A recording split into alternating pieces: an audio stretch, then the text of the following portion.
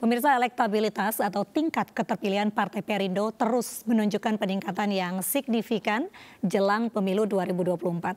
Hal ini terpotret dalam hasil survei Political Weather Station pada Juni 2023. Peneliti PWS Sarazani menyampaikan elektabilitas Perindo masuk ke dalam 7 besar parpol yang berpeluang lolos ke parlemen.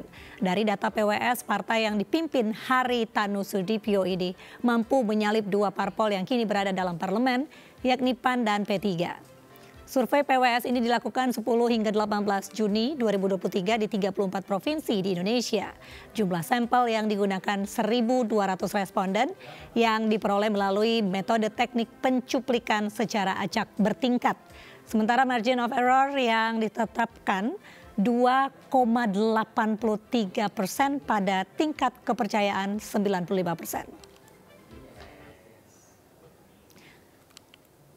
Ya pemirsa, hasil survei yang dirilis Political Weather Station atau PWS menunjukkan Partai Perindo masuk ke jajaran papan tengah dan berpeluang lolos ke parlemen dengan perolehan 5,0%. Dan kita akan membahasnya bersama dengan Wakil Ketua Umum DPP Partai Perindo, Kang Ferry Kurnia Rizkiansyah, dan juga peneliti PWS Sarazani. Selamat sore Kang Ferry dan juga Sarazani.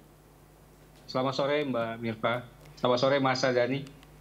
Selamat sore Pak Ferry. Ya, Kang Ferry menyambut kabar baik elektabilitas Perindo yang melesat dan menembus papan tengah. Bagaimana tanggapan Anda?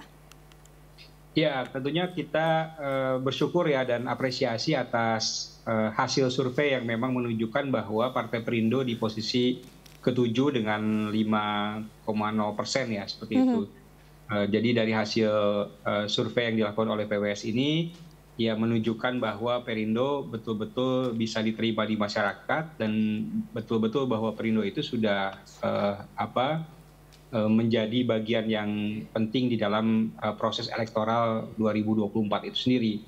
Nah, tapi tentunya karena ini memang adalah survei yang itu disurvei pada bulan Juni, kalau misalnya pemilunya adalah bulan Juni, tentunya kan ini masih ada sekira 7-8 bulan ke depan yang memang harus menjadi perhatian penuh dari Partai Perindo. Untuk itu tentunya ya ini menjadi bacaan penting, ini menjadi catatan yang memang akan kita perhatikan secara serius untuk kita lakukan upaya-upaya gerak politik kita di 7 bulan ke depan seperti itu. Itu yang memang kita lakukan. Tapi bekal kami di bulan Juni ini mudah-mudahan ini menjadi energi yang besar sekali buat kami, dari tingkat pusat, provinsi, kabupaten kota, bahkan sampai tingkat ranting.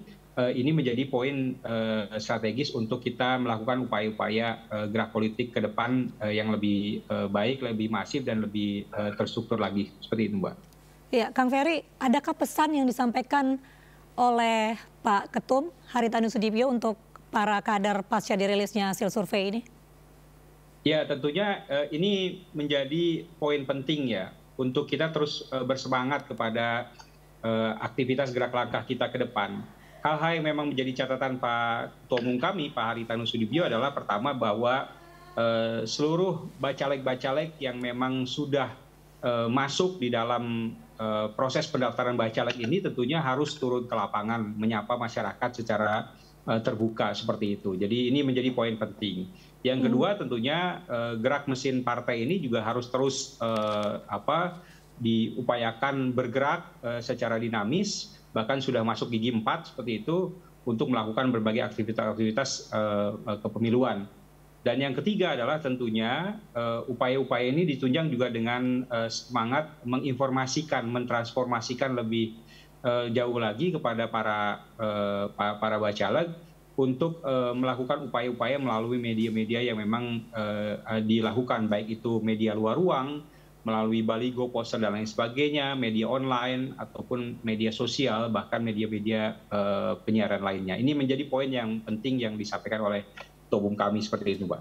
Baik Kang Ferry, saya mau bertanya kepada Mas Sarazani. Mas Sarazani, bagaimana hasil survei terbaru yang dirilis, ada di peringkat berapa Perindo dan berapa persen tingkat elektabilitasnya?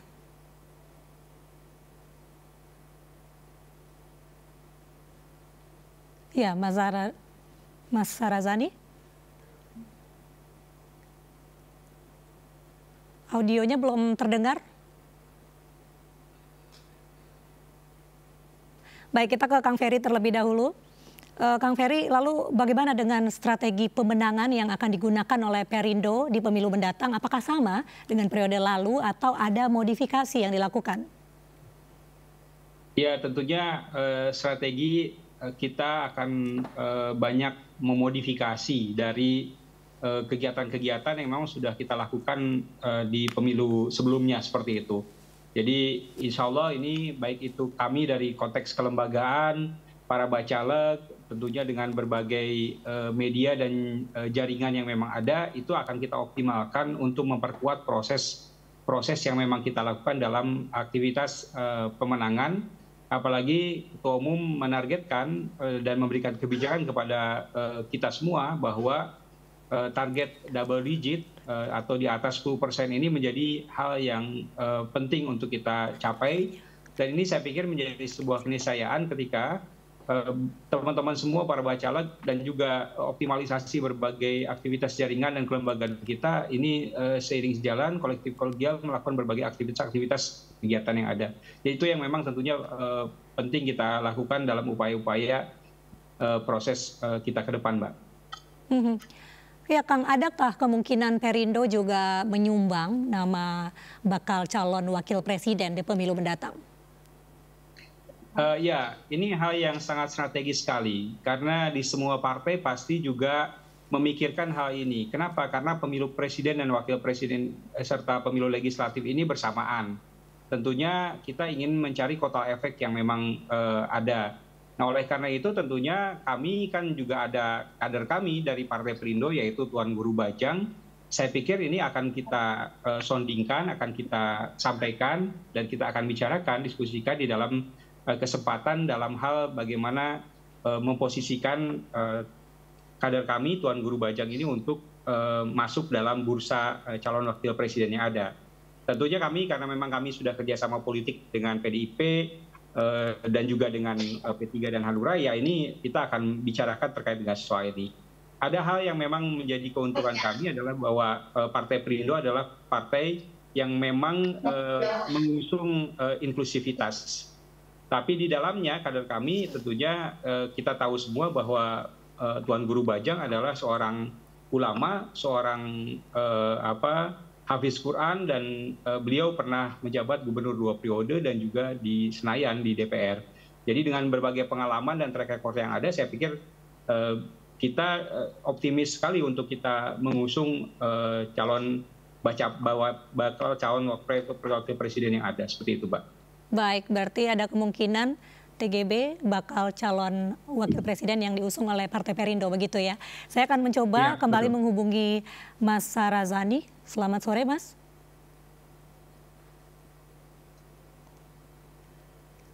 Ya, Mas Sarazani. Ya, tampaknya masih ada gangguan audio. Kita kembali ke Kang Ferry. Kang Ferry, kalau kita melihat dari 580 bacalek Republik Indonesia telah didaftarkan oleh Perindo, berapa target kursi yang akan diperoleh di parlemen? Ya, dari 580 kursi yang memang ada di parlemen ini tentunya sesuai dengan arah kebijakan dari Ketua Umum kami bahwa kita harus meraih double digit atau di atas 10%. Jadi tentunya porsi kita melampaui parliamentary threshold yang ada. Jadi ini menjadi poin yang sangat penting di dalam aktivitas yang ada. Mudah-mudahan kita bisa masuk di dalam posisi lebih dari 60 kursi yang memang ada di Senayan itu seperti itu. Itu yang kita inginkan. Tapi tentunya ini juga perlu menjadi perhatian dan upaya-upaya yang cukup luar biasa dari semua kalangan, berbagai pihak di Partai Perindo, baik itu tingkat pusat sampai dengan tingkat ranting, untuk kita mengupayakan sekuat tenaga supaya target ini akan tercapai seperti itu, Mbak. Baik, terkait dengan hasil survei terbaru yang dirilis, kita akan bertanya kepada Mas Sarazani. Mas Sarazani, bagaimana hasil survei terbaru yang dirilis? Ada di peringkat berapa Perindo dan berapa persen tingkat elektabilitasnya? Oke, kalau Partai Perindo itu kalau dari hasil survei PWS dari tanggal 10 sampai 18 Juni itu ada di peringkat 8 di 5%, mengungguli PAN dengan P3. Berarti persen tingkat elektabilitasnya? elektabilitasnya ada di 8 dari 10 ya, dari 10 partai yang akan lolos ke Senayan. Lalu Mas Sarazani, bagaimana metode yang digunakan pada rilis ini? Berapa jumlah responden dan pada kurun waktu kapan survei ini dilakukan? Oke, survei ini dilakukan dari tanggal 10 sampai 18 Juni ya. Dan responden itu ada 1.200 responden dengan 50% laki-laki dan 50% perempuan. Lalu setidaknya ada dari minimum 17 tahun, umur 17 tahun, yang at least sudah menikah. Jadi dari 1.200 responden tersebut, kita mengambil untuk hasil yang dilakukan untuk survei dari survei PWS. Baik, Mas, adakah tingkat kesalahan atau margin of error dari survei ini? Ya, margin of error itu ada sekitar 3%. Ada 3% ya? Berarti kapan survei selanjutnya akan dilakukan kembali, Mas? Tanggal 10 sampai 18 Juni kemarin. Nanti kita akan tunggu lagi dari yayasan kami untuk melakukan survei berikutnya. Baik, berarti tingkat keabsahan survei ini dapat dipertanggungjawabkan begitu ya, Mas ya? Ya, betul. Baik, kalau dari Kang Ferry sendiri, apakah ada langkah-langkah dari Partai Perindo untuk terus meningkatkan elektabilitas Partai Perindo hingga akhirnya nanti pemilu 2024? Yang pasti adalah karena memang sistem pemilunya sudah sangat ditegaskan oleh Mahkamah Konstitusi dengan sistem pemilu proporsional terbuka, tentunya ini punya kesempatan yang sama bagi seluruh bakal calon anggota legislatif yang memang sudah masuk di dalam proses pendaftaran kami untuk turun ke lapangan seperti itu. Itu yang memang kita akan upayakan seoptimal mungkin sehingga teman-teman kami para bacaleg ini akan melakukan upaya-upaya untuk menyapa masyarakat, betul-betul menjadikan jembatan kepada masyarakat dan tentunya akan membawa pesan-pesan terkait dengan aktivitas yang memang dilakukan oleh Partai Perindo. Itu yang memang kita lakukan, Mbak. Kalau dari Partai Perindo sendiri, Kang Ferry, apa strategi nyata yang akan dilakukan, contoh nyata begitu di kalangan masyarakat nantinya? Iya, tentunya kalau kita melihat bahwa partai kami ini kan partai inklusif, Pak. Partai yang memang bisa diterima oleh seluruh anak bangsa seperti itu, dan siapapun bisa bergabung di partai kami kan seperti itu untuk mengusung Indonesia Sejahtera, untuk mengusung bagaimana upaya-upaya persatuan bangsa ini betul-betul bisa tercapai dengan paripurna. Nah, oleh karena itu ini yang memang menjadi poin yang sangat penting dan sangat strategis. Yang kedua adalah terkait dengan partai kita adalah partai yang memang punya aksi nyata. Jadi partai yang bukan partai wacana saja kan seperti itu, tapi partai memang real yang sudah kita lakukan. Aksi-aksi seperti gerakan untuk melakukan upaya-upaya yang ada di masyarakat, pelatihan-pelatihan UMKM, gerobak Perindonya, ambulan dan lain sebagainya, ini satu hal yang memang saya pikir punya satu catatan dan aksi nyata yang kita lakukan. Dan yang lainnya adalah tentunya kita upayakan, kita sampaikan kepada masyarakat bahwa Partai Perindo ini adalah partai yang memang tidak punya beban sejarah masa lalu. Kita tidak punya dosa sejarah yang memang ada. Kita ingin masuk dalam sebuah catatan sejarah yang memang sangat baik sekali untuk melakukan upaya-upaya demi Indonesia Sejahtera. Seperti itu yang memang kita upayakan, Mbak. Baik. Baik, Kang Ferry Kurnia Rizkiansyah, kita akan lanjutkan dialog usai jeda. Tapi sebelumnya terima kasih juga kepada Mas Sarazani, peneliti Political Weather Station.